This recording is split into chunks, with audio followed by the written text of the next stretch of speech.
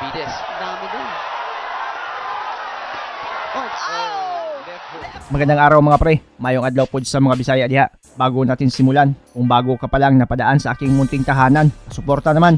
Click mo lang ang subscribe button at notification bell button. Palike na rin ang video para lagi kang updated sa mga bago kong uploads. October 17, 2015. Dumayo sa pinakaunang pagkakataon itong si Jason El Nino Pagara sa bansang Amerika para labanan itong dating kampyon ng bansang Nicaragua na si Santos El Toro Benavides. Ginanap ang laban sa Carson, California, non-title fight at nakascheduled lang sa 8 rounds. Bit-bit ni Benavides ang record na 25 wins, 7 losses, 2 draws, 19 bayan knockout. Habang itong si Jason Pagara ay dala-dala ang impresibong kartada na 36 wins, 2 losses, 22 dito via knockout. Ang laban ay under ng ALA promotion at sa mismong bakbakan nila ay hindi dinismaya ni Pagara ang mga tagahangang Pinoy na dumalo sa arena. Unang round, mabibigat na patama agad ang binibitawan nitong si El Nino habang mga wild punches naman ang sukli nitong si El Toro. On the feet at saka headbutt minsan. Jason Pagara with that beautiful straight. Good movement. Jason. Watch your heads. Although matapag, he's still not willing to go down. 27 years old. Jason, a couple of hooks. Dangerous pa rin yun. Body shot. Tumaho. Yun na naman yung straight. Nakikita mo yung mukha niya, yung mga mata niya nakapokus talaga. Yung weight, no? Maghintay. Oh, body shot. Nasaktan si Benavides lang. Body shot. And Jason Pagara, Unang laban sa Amerika. so far so good. So far, so good, no? Parang hindi siya ninenervyos, hindi naman kataranta. Siyempre, puro mga Pinoy na dito para ka naman nasa Pilipinas. Tsaka ang ganda ng uppercut ni Jason. Oy! Nakarecover si Benavides. Siya naman ang umaatake. Ilang round, pag matamaan ka, oh, good left Nice hook, left good counter. counter hook. Kahit ilang rounds na lumabas, pag natamaan ka dun, it will always hurt. So, always okay. Unang round tayo. Well, alam niya ang reputasyon niya. Oh, 1, 2, 3, 4. Straight, double straight. Medyo may pagka-kengkoy pala to si Benavides. Ako matapang. Sa Bisaya pa, agay, kasakit. Agay talaga. Stop at the bell. Stop! End of round 1. Okay, tingnan natin ang aksyon mula sa unang round. Yan ang atake ni Jason Pagara. Ang kanyang straight, no? Epektibo sa first round. The first was a combination, and then pina-follow up niya ng ilang beses na Todo straight. bien, muchachos. Todo bien. Gusto niya talaga yung straight. Okay, so round 2 na po tayo. Jason El Nino Pagara ng Pilipinas, naka-red at ang kalaban. Benavides. And he usually tries to tire you out, but he's very strong. Nakikita mo, lakas. Oh, malakas. Second round, tuloy ang bakbakan. Mas agresibo na dito ang Nicaraguan, gustong makabawi. Pero agad namang bumawi si Pagara sa mga patama. Tumama ang kaliwa at bagsak ang kalaban. As yung kamay niya, Dami baka na. counter siya si Benavides. Dami dun. Oh, Left hook. left hook! Lakas. Pero bumangon pa at pilit sumabay. Abierto. Okay, defiéndete. Yan dito. Pag ganyan, hinintay ang mga huling segundo, then It was all set up by the uppercut. And then when he opened up, nandun yung left hook. Ganda. magandang simula to para sa mga Pinoy. Oh, groggy na again. Again, Lumulusot that ang uppercut. It's a matter of time. Kahit mataas yung kamay niya, it's a matter of time when you break that guard.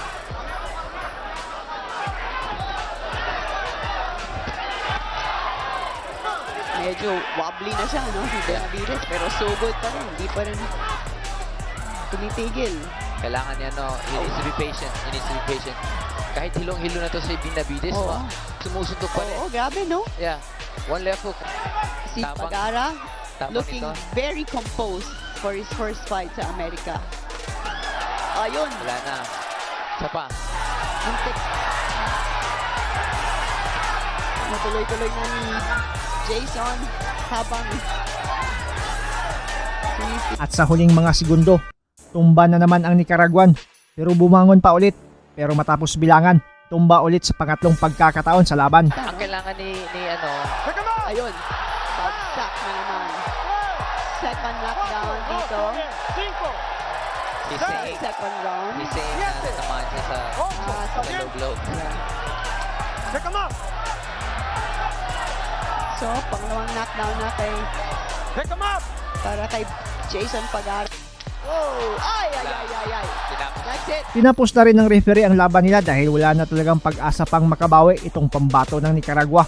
Tagumpay ang unang laban ni Jason El Nino Pagara sa bansang Amerika.